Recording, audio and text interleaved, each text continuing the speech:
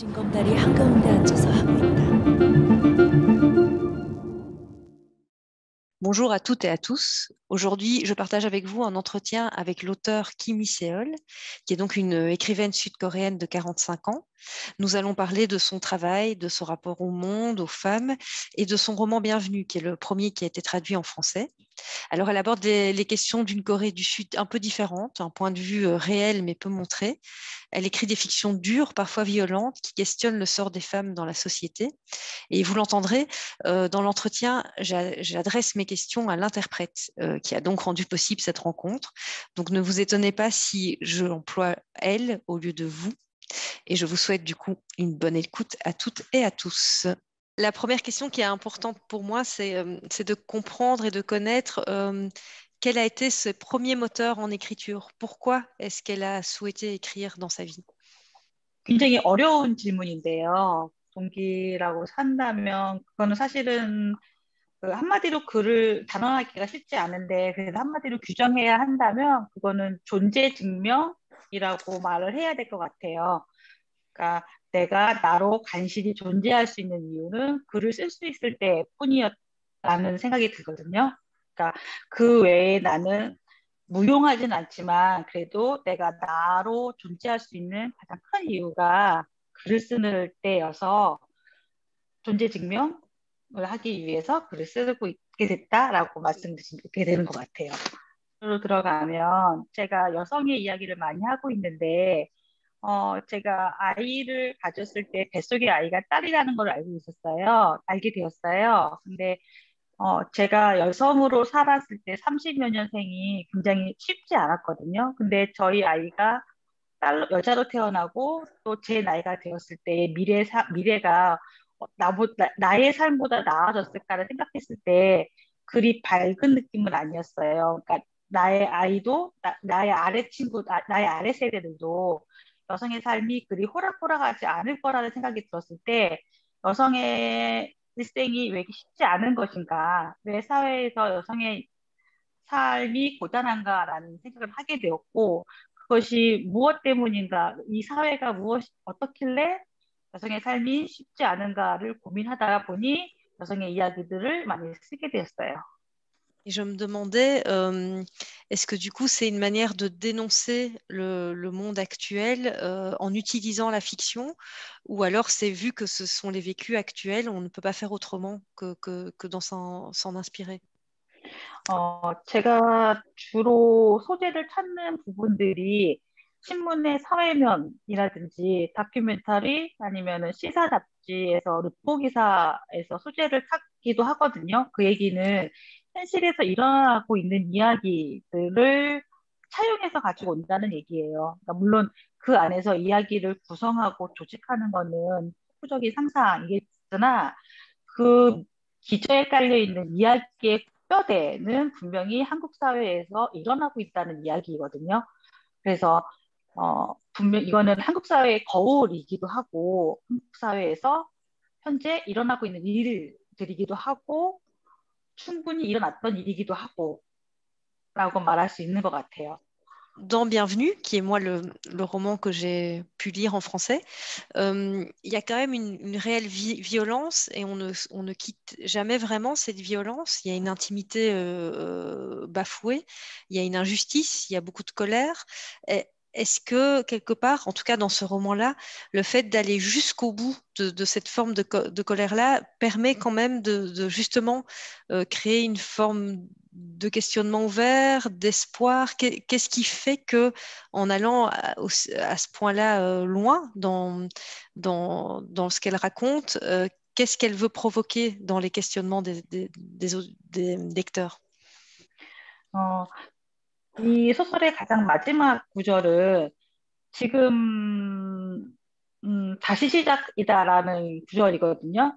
그러니까 끝인데 다시 시작해야 된다라는 구절이에요. 그거는 끝나지 않을 것 같은 이 현실이 다시 시작된다는 의미인데 그것이 삶으로의 의지인지 끔찍한 삶으로의 의지인지 정말 살만한 세상으로서의 살아가기 위한 의지인지는 독자가 해석을 해야 되는 의미이거든요.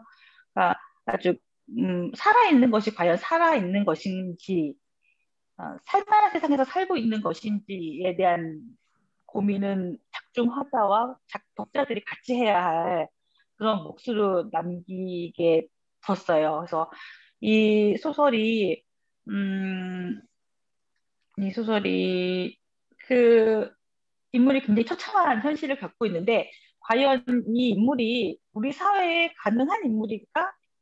그렇다면 이 사회가 왜 이런 인물을 만들 수밖에 없었을까?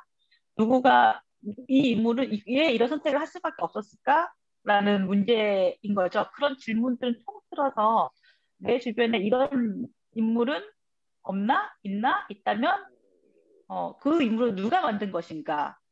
내가 만들었나? 너가 만들었나? 아니면 우리 사회가 만들었나? 이런 인물을 만들 수 있는 사회라면 이 사회는 과연 살만한 세상인가? 어, 그 세상에서 나는 제대로 살고 있는가라는 질문인 거예요. 제가 환영이라는 소설 외에도 제가 쓰고 있는 소설들의 전반이 가지고 있는 화두는 바로 그거거든요. 어, 내가 살고 있는 세상은 살만한 세상인가? 나는 이 세상에서 제대로 살고 있는가를 묻는 질문 작업을 계속 끊임없이 하고 있고요. 이 소설도 그 질문의 하나의 일환으로 쓰여진 소설이기도 하고요. 그리고 제가 소설에서 이렇게 끔찍한 모습들을 계속 보여주고 있는 거는 어떤 감정을 요구하냐 하면 불편함을 바라기도 해요, 독자들이. 어떤 정서적인 거를 바라는 거는 불편함을 바래서 그 독자들이 이 불편함이 무엇이지? 라고 느끼게 하는 그 불편함이 해결이 되지 않는 상황, 그 상황이 바로 질문으로 연결되는 그 과정일 거라고 생각이 들어요. 그래서 처음에 느껴지는 감정이 불편함일 것이고 그 불편함이 질문으로 이어지기를 바라는. Ce qui est intéressant, je trouve, c'est vrai, c'est que de cet inconfort crée une forme d'attention aux autres. Et donc, c'est assez particulier parce qu'on n'est pas que uniquement en empathie avec le personnage. Je suis assez d'accord sur le fait que ça éveille une conscience du monde un peu plus global que nos petites vies. Et c'est vrai que moi, ça m'a beaucoup éclairé aussi sur les clivages économiques que vivent la Corée, mais pas que, les nôtres aussi, et le rapport sacrificielle que beaucoup de femmes peuvent avoir, même si ça ne va pas dans des extrêmes comme cela. On sent qu'il y a une forme de parabole pour mettre en regard et il y a quelque chose de très, euh, comment on dit ça, de très attentionné vis-à-vis de ce personnage. 한국에서는 특히나 이런 신조어가 있어요. K 장녀라고 해서 그 첫째 딸들이 가족을 위해서 희생하는 구조. 그러니까 예를 들어서 뭐 이거는 이제 번역 안 하셔도 되겠지만 이제 그런 거 있잖아요. 그 첫째 딸들이 서울 가서 공장에서 돈을 벌어서 남동생들 다 벌어 키우고 그다음에 부모님들 다 먹여 살리고 근데 뭐 그 돈 다 아들들이 다 가지고 가고 그 그건 딸들은 요거는 통역하지 말고요. 이걸 어떻게 편하게 말씀할지 모르겠어요. 근데 그런 의문들을 다 요즘에 다 K 장녀라는 식으로 얘기를 해요. 그래서 K 장녀 서사라고도 편하게 말을 하거든요. 한국에서는 지금. 그래서 그런 환영 같은 경우에는 그런 K 장녀 서사를 다룬 소재이기도 하고요. 그걸 어떻게 설명해야 될지 모르겠어요. 그래서 아까 얘기했던 여성들의 희생 관계라는 부분이 네. 한국에서 특히나 더 어필될 수 있는 음. 소재였던 것이기도 해요. 그리고 네, 이거는 이제 말씀해 주셔도 되는데, 어떤 사회, 어떤 나라든지 간에 그 삶에 대한 그악스러움, 살고자 하는 그런 현실적인, 삶의 현실적인, 뭐라 해야 되나요?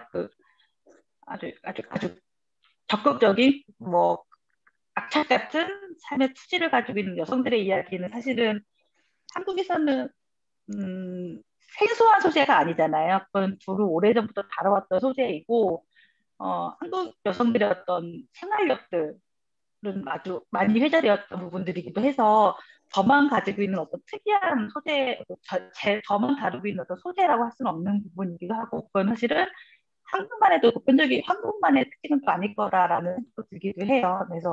그래서 아마 같이 공감을 해주시지 않았나라는 생각이 드네요. Oui, certainement. Questionner les conditions de la femme, c'est universel, mais j'ai l'impression qu'en Corée, les clivages sont quand même très, très grands et qu'il y a peu d'issues.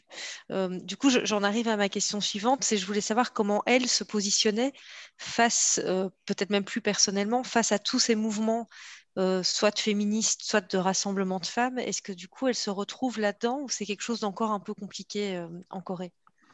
한국에서는 굉장히 복잡한 문제이기는 하죠.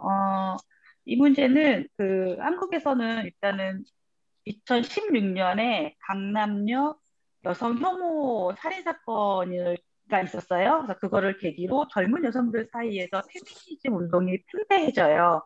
그런가 하면 같은 해에 조남주 작가의 82년생 김지영이 나오면서 또 많은 사랑을 받고 또 그 책은 세계적으로 많이 출간되면서 이슈화가 되고요. 그리고 그래서 여성들의 삶에 빼놓을 수 없는 이제 화두가 되기 시작을 해요, 페미니즘이. 특히 이제 또 같은 해에 또 문단내 성폭력이라고 해서 이제 문학계에서 미투 운동이 또 일어나기 시작을 해요. 그러면서 이제 여성 작가들이 특히나 이제는 물론 다른 예술 파트에서도 그렇겠지만 문학계 소위 말하는 한국에서 문단 내에서 그 여성 작가들이 페미니즘에 관련돼서 굉장히 첨예하게 예민하게 반응하기 시작을 해요. 그러니까 여성의 목소리들을 이제 내기 시작을 하는 거죠. 그래서 우리는 그 자매, 연대 의식이 굉장히 강하게 되는 거예요.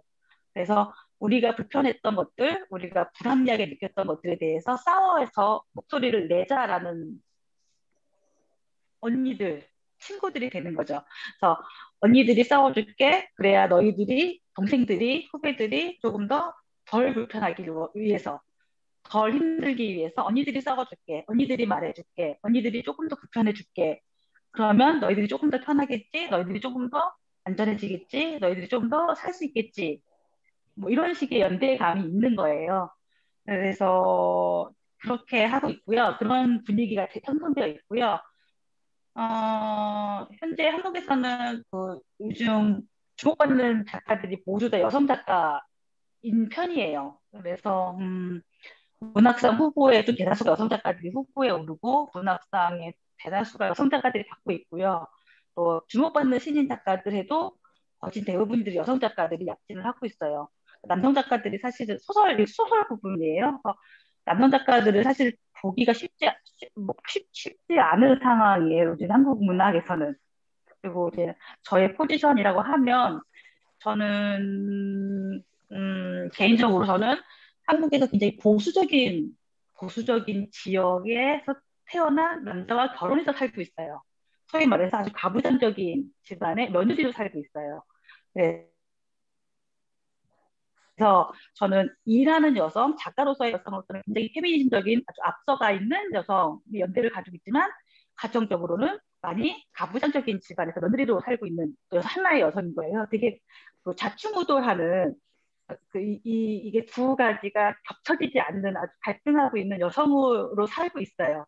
그런데 어떤 그 과도기들의 담당을 하고 있는 세대가 저희 세대에 있지 않을까 싶어요. 지금은 저희 세대들이 저보다 더 젊은 세대들은 좀 더 과격하게, 조금 더 세게, 좀 더 열심히 하고 있겠지만 저 같은 경우는 어떤 가부장도 제도라 그 열심히 하는 친구들 사이에서 융합 조절들을 하고 있고요.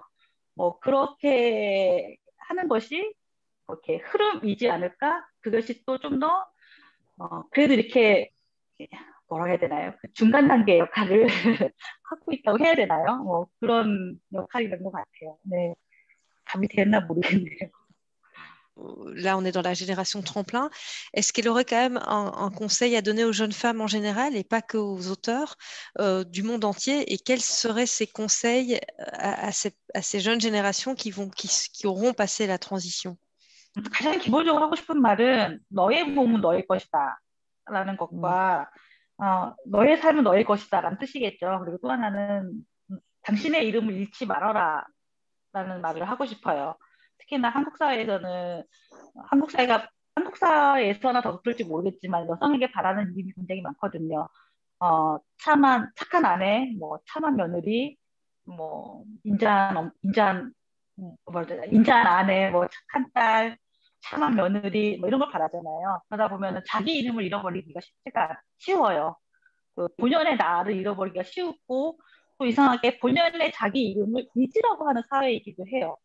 그래서 부디 그 자기의 이름을 잃지 않는 본연의 자기 이름을 잃지 않는 삶을 살기를 정말 바라는 바예요. 네, 그것이 한국 여성들 그리고 세계 여성들 그리고 그 이름을 잃지 않는 것처럼 너의 몸도 너의 것이다라는 것에 대해서 확실히 생각을 하고 살았으면 하는 바람이에요. 네. C'est quelque chose que du coup elle transmet aussi à sa fille, qui j'imagine est trop petite que pour lire ses écrits, mais quand même, il y a un héritage quand même assez puissant dans la filiation. 그럼요. 네. 저희 아이가 한국에서는 고등학생이거든요. 지금 한국에서는 고등학교 1학년, 중학교 1학년인데 아마 벨기에에서는 15살, 12살 정도로 가면 되겠죠. 그래서 저희 큰아이는 사실은 제 소설을 읽기 시작을 했어요. 그리고 저희 아이들에게 페미니즘 이야기를 많이 하고 있고요. 충분히 많은 이야기를 하고 있어요. 그러니까 같은 페미니즘을 남편에게는 설득하는 페미니즘이고요. 아이들과는 이야기를 나누는 페미니즘을 하고 있어요. 이렇게 표현이 되면 공감이 가실지 모르겠지만 저희 아이들이 제 아이들뿐만 아니라 우리 세대의 아래 세대이기 때문에 당연히 이야기를 나눠야 하고 공유하고 또 오히려 반대로 저도 아이들에게 배우는 점도 굉장히 많아요. 더 많은 것들을 가지고 있는 친구들이어서 오히려 그 친구들에게 저는 또 미근이기도 해서 이 친구들도 많은 것들을 또 배우고 있죠. 네. 그럼요. 저희 아래 세대는 충분히 더 지금보다 더 나은 세상을 만들 거라는 희망이 충분히 있습니다. 네. Et du coup, la dernière question, ce serait juste, du coup, est-ce qu'il y aurait un conseil aussi de lecture ou transmettre une citation ou quelqu'un d'autre qui l'inspire indépendamment de la société et des questions féminines, un auteur vivant, mort, peu importe, quelqu'un qui lui parle dans la littérature? 저는 사실은 한국에서 작업을 할 때는 소설을 잘 읽진 않아요. 작업에 혹시 방해가 될까 싶어서 소설은 잘 안 읽는 편이고 시를 많이 읽고요. 한국 작가 시들을 많이 읽고요. 최근에는 보이지 않는 여자들이라는 영국의 저널리스트 혹은 여성운동가인 캐럴라인 크리아도 페리스가 쓴 보이지 않는 한 번만 더 말씀해 여자들이라는 주세요. 캐롤라인 크리아도의 페레스. 캐롤라인 크리아도 페레스. 예, 거기까지 할까요? 일단? 캐롤라인 크리아도 페레스의 보이지 않는 여자들이라는 책을 읽고 있어요. 그러니까 남자들에 의해 돌아가는 세상 속에서 지워지거나 무시당했던 여성들의 신체, 경험, 존재에 대해서 그 젠더 데이터 공백 사례를 알려주는 실제 사례를 들어서 알려주는 책이에요. 그래서 공부하듯이 읽고 있는 책이에요. 그래서 인용 구절은 조금 긴데 제가 메일로 보내드릴까요? 아니면 그냥 짧게 읽어드릴까요? 어떻게 할까요? 우리는 여자들이 하는 일이 있어도 그만, 없어도 그만인 부록이 아니라는 것을 인식하기 시작해야 한다. 유급이든 무급이든 우리 사회와 경제의 근간이다. 이제는 그 가치를 인정할 때가 되었다. 진검다리 한가운데 앉아서